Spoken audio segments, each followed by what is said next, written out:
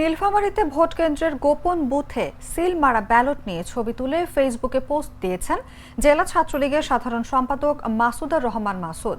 এই ঘটনায় সমালোচনার ঝড় উঠলে ছবিটি সরিয়ে নেন তিনি। বুধবার দুপুরে জেলা শহরের রাবেয়া বালিকা বিদ্যা নিকেতন কেন্দ্রে ভোট দেন মাসুদ। জানা গেছে, ছাত্রলীগ নেতা মাসুদ মোবাইল ফোন সহ ভোট কক্ষে প্রবেশ করে আনারস প্রতীকে সিল মারেন। এরপর সিল মারা ব্যালটের সঙ্গে ছবি তুলে তার ব্যক্তিগত আইডিতে পোস্ট করেন। এতে সমালোচনার ঝড় এবং ভোট কেন্দ্রে দায়িত্বে থাকা কর্মকর্তাদের অবহেলার অভিযোগ ওঠে। এ বিষয়ে জানতে চাইলে সহকারী রিটার্নিং কর্মকর্তা ও সদর উপজেলা নির্বাহী কর্মকর্তা মেহেদী হাসান জাগো নিউজকে বলেন, এ বিষয়ে আপনি লিখিত অভিযোগ করেন, রিটার্নিং কর্মকর্তা ব্যবস্থা নেবে।